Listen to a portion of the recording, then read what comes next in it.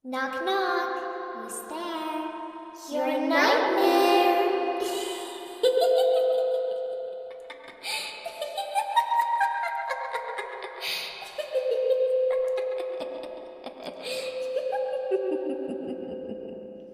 I've been watching you. Oppo A58, 9,999. Bago natin pag-usapan si Oppo A58, may gusto lang muna akong i-share sa iyo. Mabilis lang to. Si Oppo A55. Gusto ko lang pag-usapan siya ngayon. Dahil may discount po siya. Gusto ko lang siyang i-offer sa iyo. Baka sakaling magustuhan mo. Original price po kasi ni Oppo A55 ay 9,999 din. Pero sila ni Oppo A58. Pero ngayon si Oppo A55 ay mabibili mo na lang ng 6,699. 3,300 din po ang makukuha mong discount. Ngayon, ano ba ang specs ni Oppo A55? Naka 5,000 mAh battery lang naman siya. 50 megapixel ang main camera, 16 megapixel ang front camera, 4GB of RAM, 64GB ang internal memory, 6.51-inch punch-hole screen display. Dalawang color available sa kanya, rainbow blue at starry black.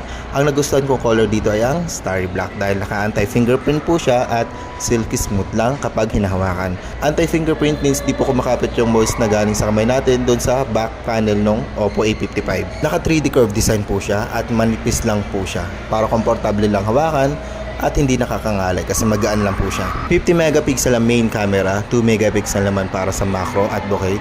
Triple camera po siya. Sa front camera naman ay 16 megapixel. Syempre di mawawala sa kanyang feature sa camera kagaya ng night mode at ang bagong filters na babagay sa night mode kagaya ng Cosmopolitan, Dazzle at Astral.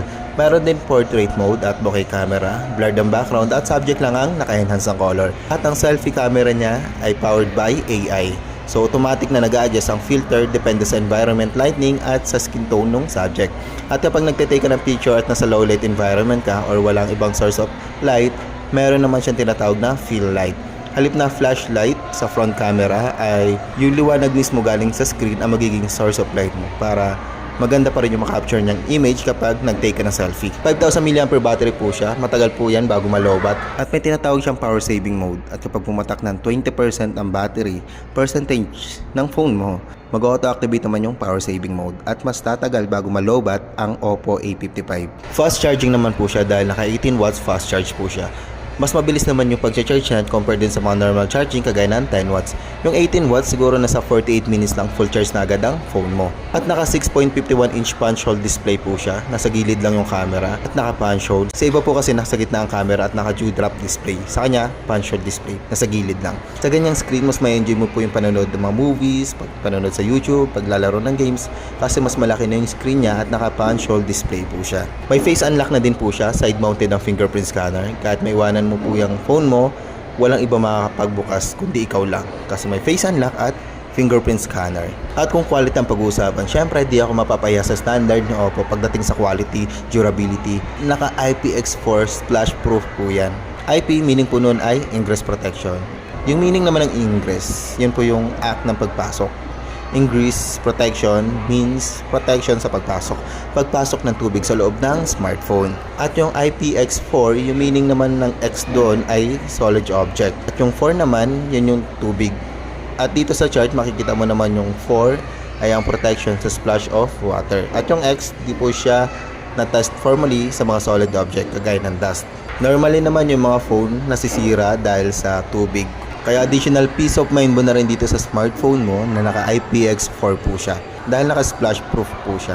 At kung usapan tibay ng phone kapag aksidenteng nalaglag yung phone o kaya sa temperature resistance, signal strength at iba pa, huwag kang mag-alala dahil tested lahat yan ni Oppo sa laboratory niya. Before, yung mga concern ng mga customer is yung sakit daw ni Oppo, umaangat yung screen, yung iba naman nasisira yung power button. Yung iba naman ang problema charging pin. So ginawa ng paraan ni Oppo yan para iwas negative feedback syempre. Yung chipset nga pala na gamit ni Oppo A55 ay Helio G35.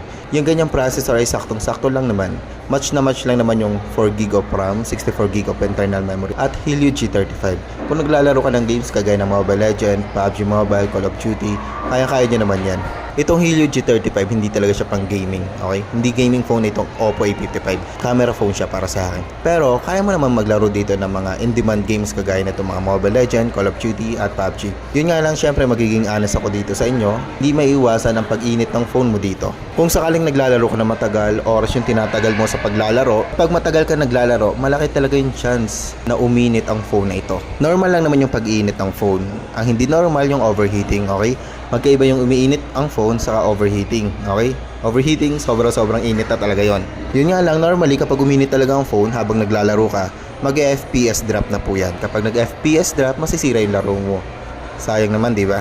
Kaya madalas na-recommend ko dito sa mga video ko na kapag may hilig ka talaga mag-games pang matagalan yung laro mo, tapos ganitong budget phone na yung kaya mong bilhin, mas mainam na gumamit ka na itong cooling fan.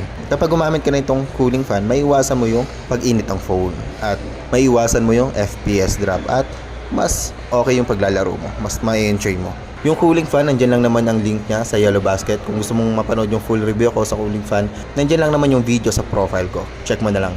Kung di ka naman hardcore gamer, normal usage lang yung ginagawa mo, kaya kung naglalaro ka naman, hindi naman sobrang tagal, pa-chill lang yung paglalaro mo, at ikaw yung taong mahilig sa camera talaga, mas babagay sa itong Oppo A55. Yun lang naman sa video ito. Next time, gagawin ko ng review si Oppo A58. Follow mo na lang din ako para pag nirelease ko yung video na yun, mapanood mo. Check mo na din pala yung online shop ko. Diyan lang naman sa account ko, diyan sa profile ko. At ako nga pala yung discount ni Oppo A55 na 3,300. Available lang po siya sa official store ni Oppo. Nandyan lang naman yung link. Click mo na lang dyan. Official online store naman ni Oppo yung pagbibilan mo. Kaya sure akong legit ang phone na darating sa'yo. Hindi darating sa'yo yung bato, sabon o kung ano man. Smartphone po talagang darating sa'yo. Oppo A55. Makikita nyo naman sa review at feedback ng mga bumili. Kapag pumunta ka sa physical store ni Oppo, di na po available yung Oppo A55. At kung sakaling may makita kang Oppo A55, hindi po discounted yon. Available lang yung discount sa online store ni Oppo. Hanggang maubos na lang din naman po yung stocks niyan. Hindi na po sila magre-restock. Pinapaubos lang yung Oppo A55. Kaya kung ako sa'yo, bumili ka na. Sayang din naman yung 3,300 na discount, diba? At oo nga pala, kung naghahanap ka ng discount, bulk order, PM mo lang ako, pag-usapan natin yan. Message mo lang ako. Nandiyan lang naman yung mga contacts ko. Pwede mo akong kontakin dito sa TikTok, sa Facebook. At oo nga pala dyan sa Yellow Basket, sinamahan ko na din dyan na case na may shockproof at case na hard case with ring holder. Tempered glass meron din po dyan. Tempered na may privacy matte glass at tempered na full tempered. 3-in-1 po yan. May kasamang cover yan sa lens at sa back panel. Yun lang naman sa video ito. Peace out.